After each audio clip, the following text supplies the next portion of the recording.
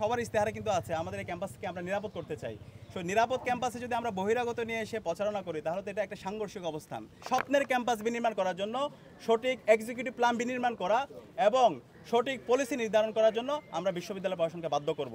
শিক্ষার্থীদের ম্যান্ডেট পেয়ে আমরা শিক্ষার্থীদের আকাঙ্ক্ষার স্বপ্নের ঢাকা বিশ্ববিদ্যালয় বিনির্মাণ করব এবং সে কারণে আমরা আমাদের স্লোগান দিয়েছি, স্বপ্নের ক্যাম্পাস গড়ার পথযাত্রী, আমরা থামবো না।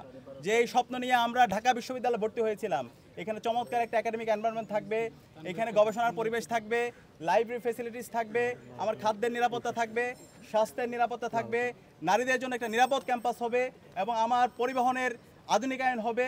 সেই ধরনের একটি স্বপ্নের ক্যাম্পাস বিনির্মাণ না হওয়ার আগ পর্যন্ত আমরা থামবো না, আমরা আমাদের লড়াই চালিয়ে যাব এবং সেই স্বপ্নের ক্যাম্পাস বিনির্মাণ করার জন্য সঠিক এক্সিকিউটিভ প্ল্যান বিনির্মাণ করা এবং সঠিক পলিসি নির্ধারণ করার জন্য আমরা বিশ্ববিদ্যালয় প্রশাসনকে বাধ্য করব।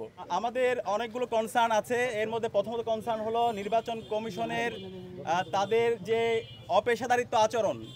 নির্বাচন কমিশন এখন পর্যন্ত কোনো ধরনের ব্যবস্থা গ্রহণ করতে পারেনি। আমরা অনেকগুলো অভিযোগ দিয়েছি।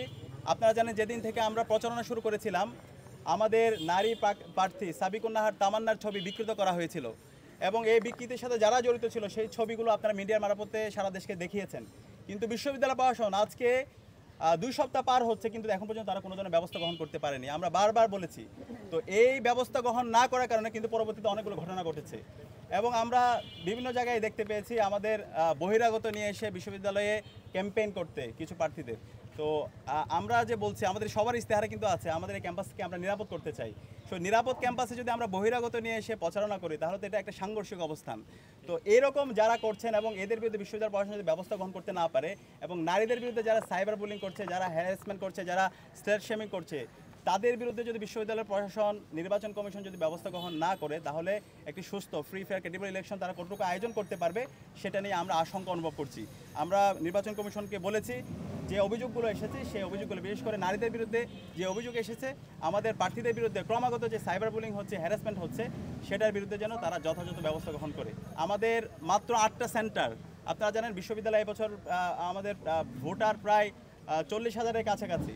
তো এই 8টি সেন্টারে যদি আমরা আশা করছি এখানে এবার সর্বোচ্চ সংখ্যক আমাদের ভোটাররা ভোট দিতে আসবে ইনশাআল্লাহ, সর্বোচ্চ সংখ্যক ভোট কাস্ট হবে। কিন্তু যেই জায়গা কনজাস্টেড এরিয়ায়, যদি আমি বলি হচ্ছে আমাদের যেটা সেন্ট্রাল ফিল্ডে এখানে 3টা হলকে দেওয়া হয়েছে, জগন্নাথ হল, এরপর হলো জহু হল, SM হল, জিমনেশিয়ামের যে ছোট ইনডোর রুমটা আছে ওইখানে। তো ওই জায়গায় প্রায় 6,000 ভোট, কিভাবে তারা কাজ করবে? খুবই কনজাস্টেড এরিয়া। ওয়ালটন এখন দেশের সীমানা পেরিয়ে পৌঁছে গিয়েছে 50টিরও বেশি দেশে।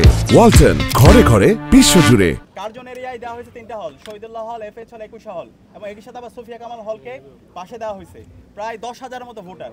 তো ওই কার্জনের মতো একটা জায়গায়, ছোট জায়গায় যদি 10,000 ভোটার একত্রিত হয় এবং প্রত্যেক ভোটারকে আবার 41টা করে ভোট দিতে হবে, তো এই অবস্থায় ভোটাররা কতটুকু স্বস্তির সাথে তারা ভোট দিতে পারবে সে নিয়ে আমরা আশঙ্কা অনুভব করছি। সেখানে আমরা প্রশাসনকে বলেছি তারা যেন আরও বেশি সেন্টার বাড়ায় এবং একই সাথে ভিতরে যে ভোটগুলো আছে ভোটগুলো যেন আরও বাড়ায়।